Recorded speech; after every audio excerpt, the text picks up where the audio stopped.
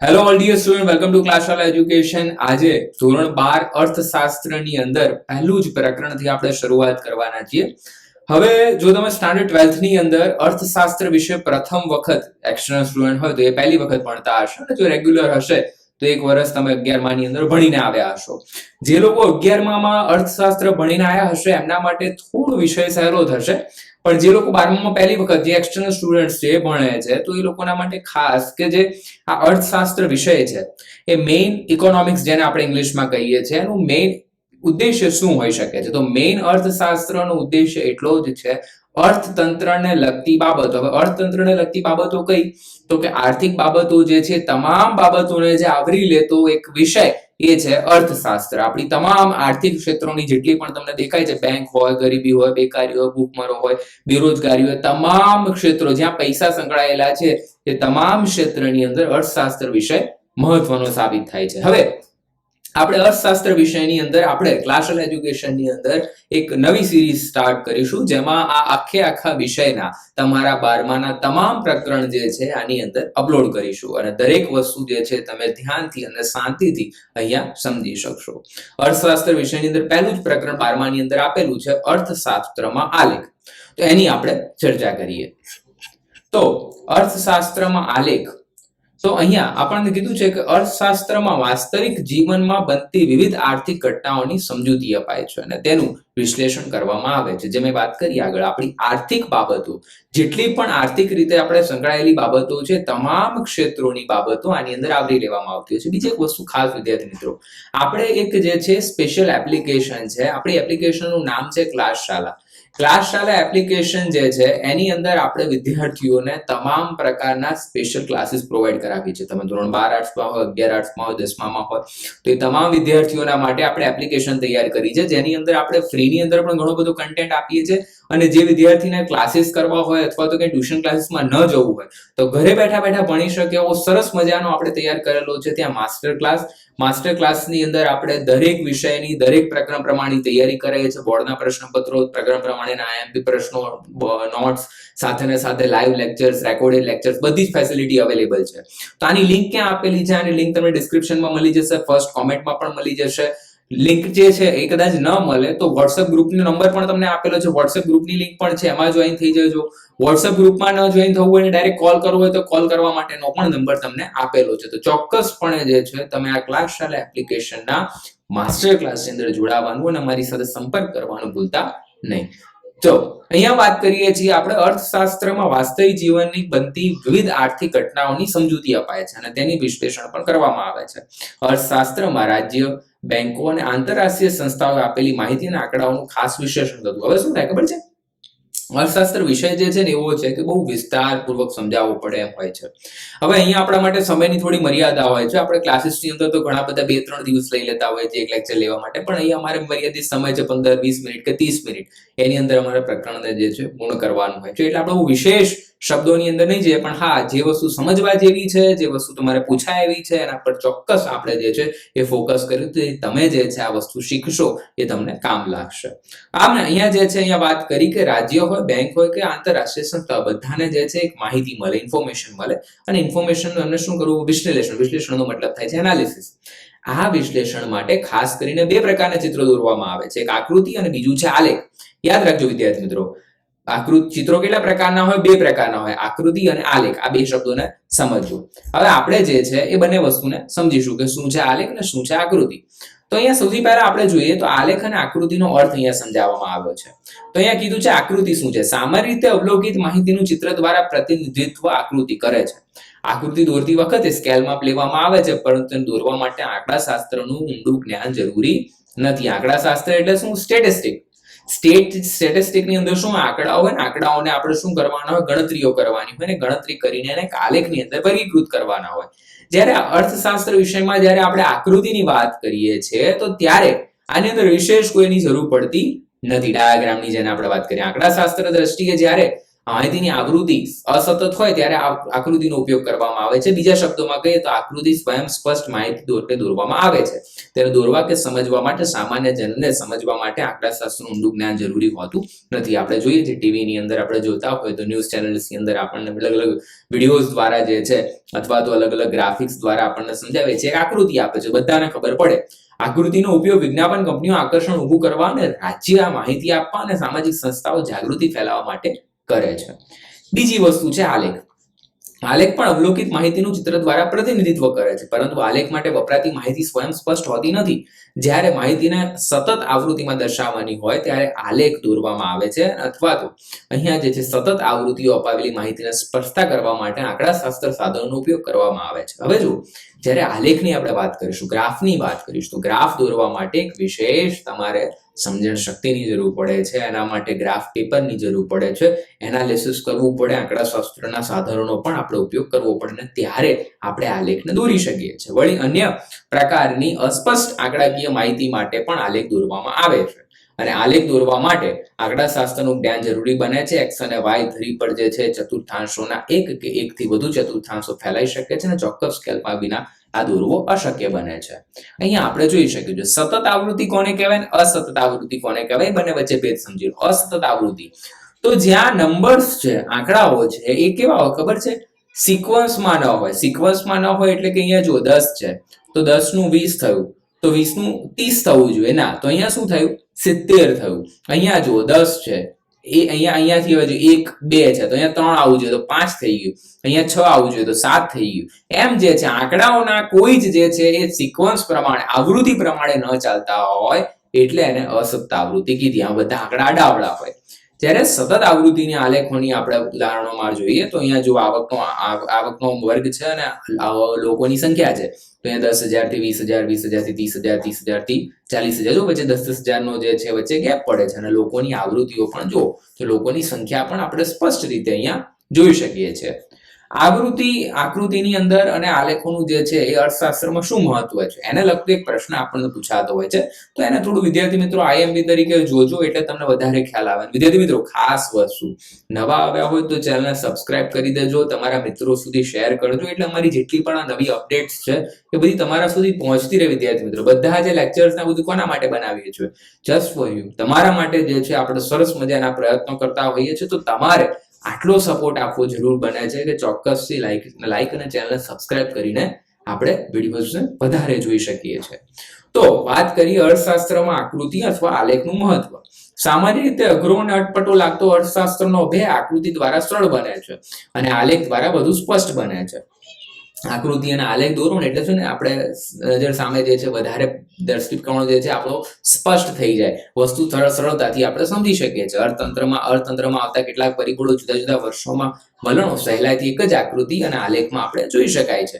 એના પછી અર્થતંત્રમાં વિવિધ ક્ષેત્રોમાં થતા ફેરફારો પણ આપણે સહેલાઈથી સમજી. દરેક ક્ષેત્રની અંદર જે ડિફરન્સ થયો એ આપણો વાતાવરણનો હોય કે પછી આપણી આબોહવાનો હોય, ગરીબીનો હોય, ભૂખમરાનો હોય કે પછી દુષ્કાળનો હોય, તમામ ક્ષેત્રોની અંદર આવતા જેટલા પણ ફેરફાર છે બધા ફેરફાર આપણે બહુ સરળતાથી સમજી શકીએ છીએ. અર્થતંત્રમાં કેટલાક પરિબળો માટેની વર્ગો, પ્રદેશો, ક્ષેત્રો તેમજ સમયગાળા વચ્ચેની સરખામણી સરળતાથી કરી શકાય છે. દાખલા તરીકે અમદાવાદની અંદર રહેતી જનસંખ્યા અને કોઈ બનાસકાંઠા છે કે પછી સૌરાષ્ટ્ર છે કે પછી રાજકોટ છે, તો ત્યાં રહેતા પ્રદેશમાં રહેતા લોકોની જનસંખ્યા, આ બંને વચ્ચેનો જે છે ડિફરન્સ તમે જે છે સરળતાથી સમજી શકો છો.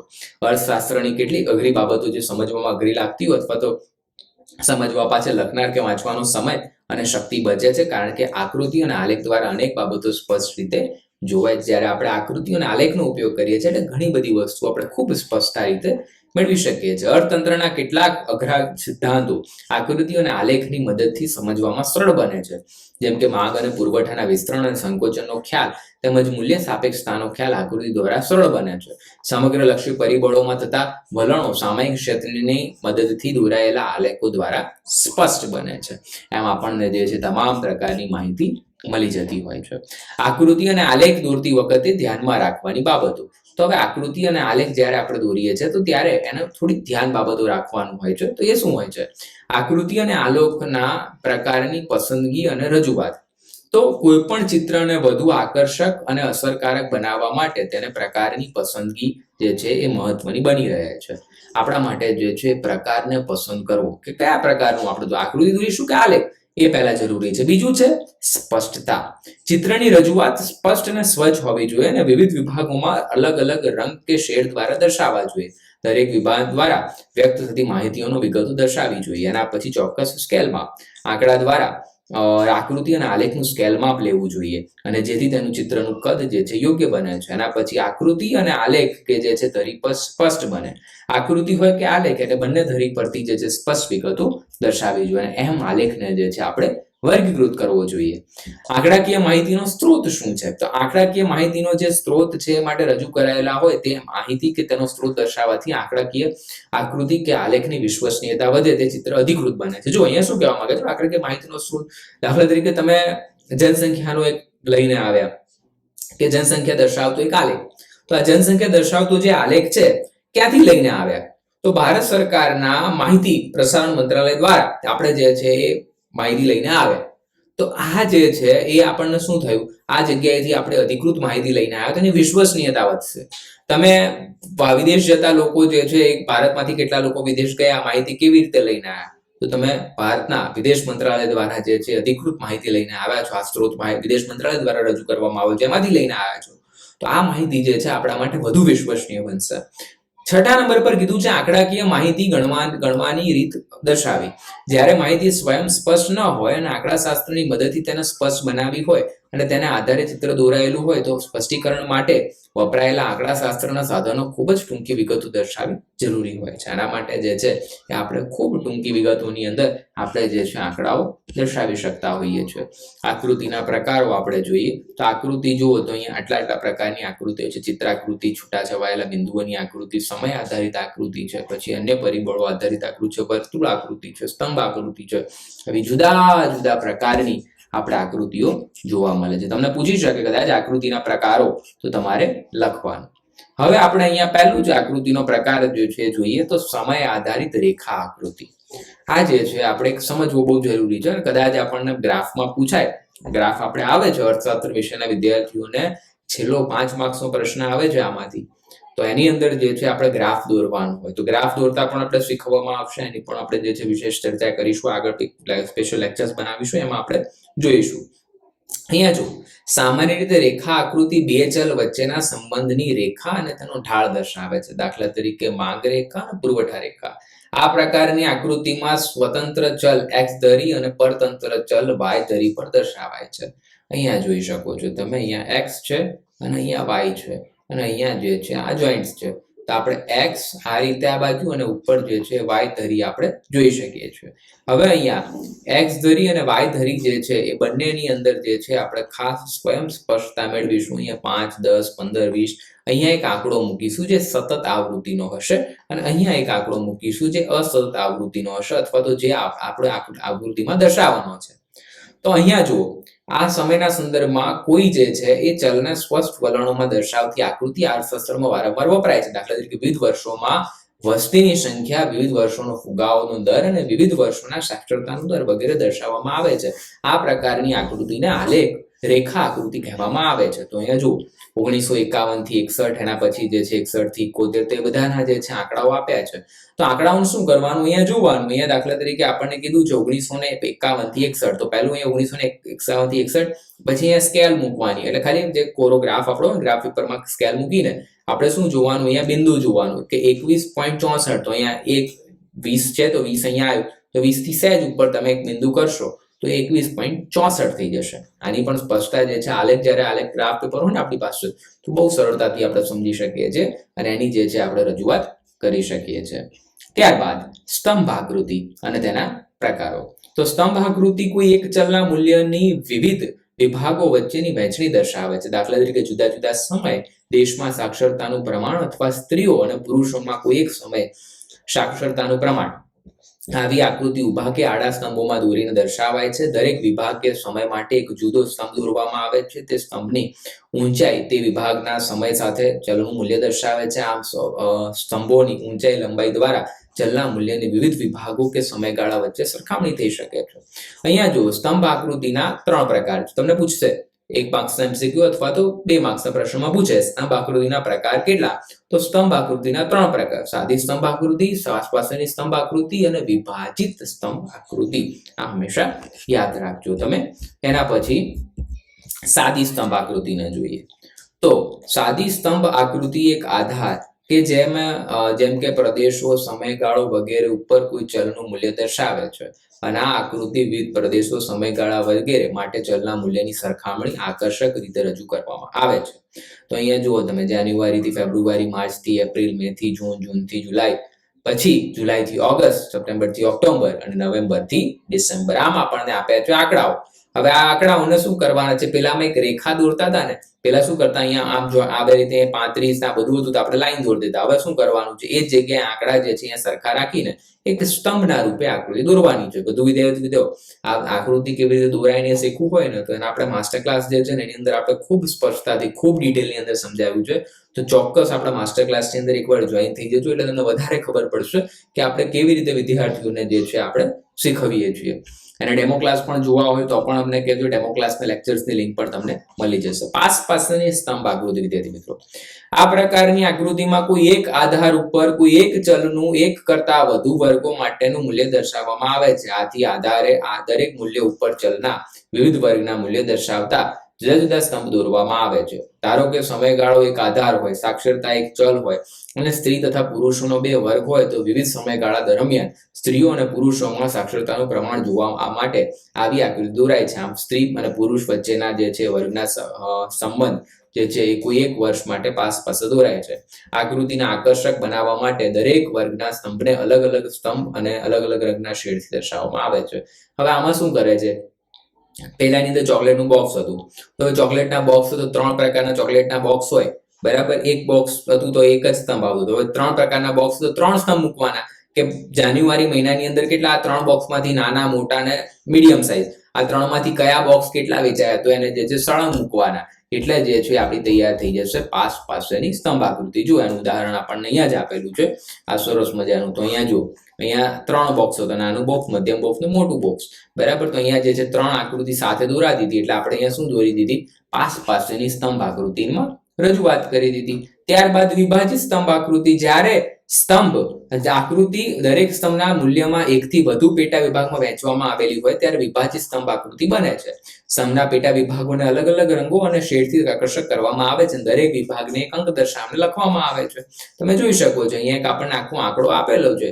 ગ્રામીણ અને શહેરી, જાન્યુઆરીની અંદર ચોકલેટોનું બોક્સનું કેટલું વેચાણ થયું અને માર્ચથી એપ્રિલ એમ દરેક મહિને જે છે કેટલું વેચાણ થયું છે એનો આપણને ગ્રાફ આપ્યો છે. તો શહેરમાં કેટલું થયું, ગામડાના, એમ થઈને કુલ આખા ભારતનું આપ્યું છે. તો બંને આખું ભારતનું પણ બતાવવાનું છે, આ બંને પણ બતાવવાનું. તો એને શું કરી દો? ભારતનું આખું બતાવી દો ને એની અંદર ભાગ પાડી દો કે શહેરમાં કેટલું વેચાયું અને ગામમાં કેટલું વેચાયું. આનાથી આપણને જે છે વધારે વિશેષ ખબર પડશે. ત્યારબાદ વિદ્યાર્થી મિત્રો વાત કરીએ છીએ સ્તંભ આકૃતિ દોરતી વખતે ધ્યાનમાં રાખવાની બાબત. આ થોડો પ્રશ્ન IMP છે એટલે થોડી નજર રાખજો આ પ્રશ્ન પર, એટલે તમારે જો છે પરીક્ષાની અંદરથી સારા માર્ક્સ મળી શકશે. દરેક સ્તંભની પહોળાઈ સરખી હોય છે કારણ કે સ્તંભની પહોળાઈ કોઈ મૂલ્ય દર્શાવતી નથી. પહોળાઈ સરખી રાખવાની વિદ્યાર્થી મિત્રો. ઘણા લોકો આલેખ દોરે એટલે એક આલેખનો સ્તંભ આટલો દોરે, બીજો જે છે એ શું કેવડો દોરે? આવડો મોટો સ્તંભ દોરી નાખે. આવું દોરવાની જરૂર નથી. પાછો એક નાનો દોરે, પછી જે છે એક પાછો આટલી સાઈઝ નો દોરે. આવો ધંધડા વગરનો આલેખ દોરાય નહીં. દરેક સ્તંભની લંબાઈ કે ઊંચાઈ સ્તંભ માટેના ચલના મૂલ્યને અનુરૂપ હોવી જોઈએ. ઊંચાઈ પણ જે છે મીડિયમ રાખવાની. હવે અમુક જે છે એ ચલને શું કરે, 5, 10 નું મૂલ્ય વચ્ચે આપણને 50 નું અંતર હોય, બરાબર. કેવું કે ભાઈ 50 થી 100, 100 થી 200, હવે આવું હોય ને 5 નું તમે અંતર મૂકો તો ચાલે. તો આ 50 નો સ્તંભ તમે કરો એટલે કેવડો મોટો, આવડો મોટો સ્તંભ થાય 50 નો. એના ઉપરના આંકડા જાય એમ વધતો જાય. તો આવા આલેખને દોરાય નહીં. દરેક સ્તંભની વચ્ચેનો આડો દરેક સ્તંભ વચ્ચેનો ગાળો આકૃતિમાં સરખો હોવો જોઈએ અને તે જ ગાળો ઉદ્ગમ બિંદુ અને પ્રથમ સ્તંભ વચ્ચે જળવાયેલો રહેવો જોઈએ. દરેક સ્તંભ એક્સ ધરી પર સામાન્ય રીતે દોરવામાં આવે છે, જેના પર દર્શાવાતા પરિબળને આધાર કહેવાય છે. આજના આધુનિક યુગમાં કોમ્પ્યુટરની મદદથી ઊભા સ્તંભને બદલે આડા સ્તંભ દોરવાની પણ જે છે રીત વધુ પ્રચલિત થઈ છે અને દરેક ઊભો સ્તંભ માહિતીના ક્રમમાં દોરવામાં આવે છે. ઇન્ફોર્મેશન આપેલી હોય, ઇન્ફોર્મેશનના કાઉન્ટર જે છે એ પ્રમાણે જે છે આપણને દોરવામાં આવે છે. વિદ્યાર્થી મિત્રો, આ રીતે જે છે આટલી બાબતોને આપણે આજના વિડીયોની અંદર આપણે સમજ્યા છીએ. વિદ્યાર્થી મિત્રો, બીજી વસ્તુ, ખાસ નવા આવ્યા હોય તો ચેનલ સબસ્ક્રાઇબ કરી દેજો. આપણી એપ્લિકેશન લિંક તમને ડિસ્ક્રિપ્શનમાં આપેલી છે. એપ્લિકેશનની અંદર જોઈન થવાનું ભૂલતા નહીં.